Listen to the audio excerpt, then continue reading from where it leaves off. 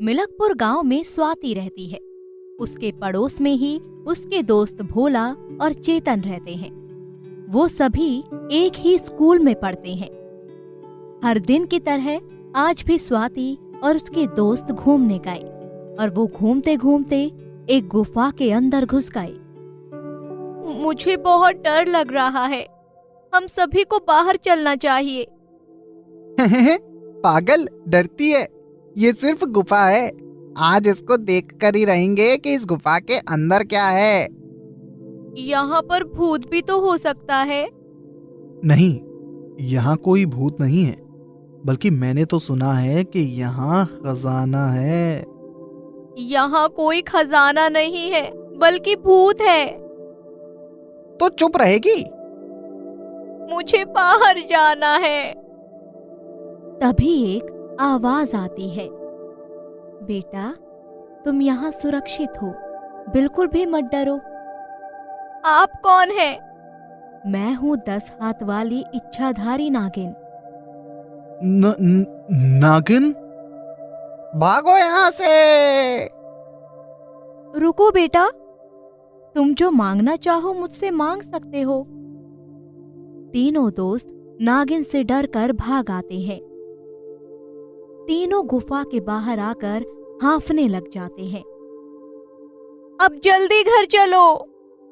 तुम सही कह रही थी कि जरूर यहाँ कुछ है।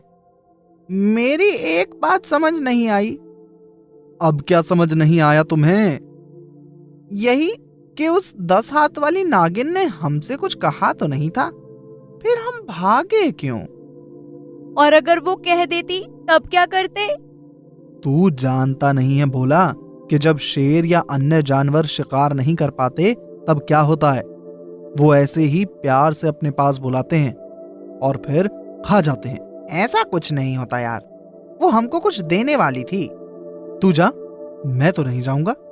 और मैं भी नहीं जाऊंगी, क्या पता क्या कर दे। ठीक है, अब घर चलते हैं।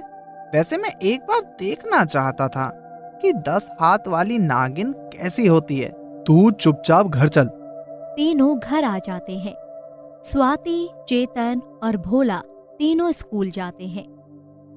ओए भोला, स्कूल में परीक्षा होने वाली है, क्या तुझे पता है? हाँ, मेरी क्लास में भी आए थे मास्टर जी। और इस बार तो स्कूल में टॉप करने वालों को साइकिल मिलेगी।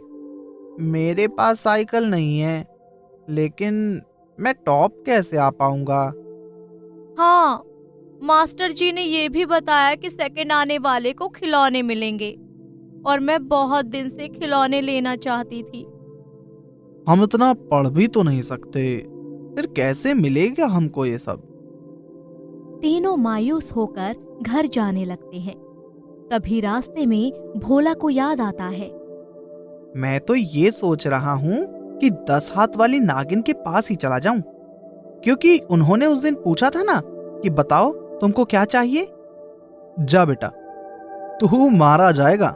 अगर 10 हाथ वाली नागिन हमें मारना चाहती तो उस दिन भी मार सकती थी, लेकिन उन्होंने ऐसा नहीं किया। इसलिए हमें नागिन पर विश्वास करके जाना चाहिए। स्वाति, तू और मैं चल रहे हैं। स्वाति और भोला 10 हाथ वाली नागिन के पास पहुंच जाते हैं। बताओ बेटा, तुम्हें क्या चाहिए? नागिन जी, हम स्कूल में टॉप करना चाहते हैं ताकि हमको इनाम मिल सके। बेटा, हमें हमेशा ज्ञान प्राप्त करने के लिए पढ़ना चाहिए, इनाम तो खुद ही मिल जाता है। नागिन जी, मैं पढ़ा हुआ भूल जाता हूँ। मैं तुमको आशीर्वाद देती हूँ कि तुमको सब कुछ याद रहेगा और तुम दोनों टॉप भी करोगे। स्वाति और भोला विश्वास करके आ जाते हैं और पढ़ना शुरू कर देते हैं। कुछ दिन बाद परीक्षा होती है, जिसमें दोनों टॉप करते हैं और अपना मनचाहा गिफ्ट पा लेते हैं।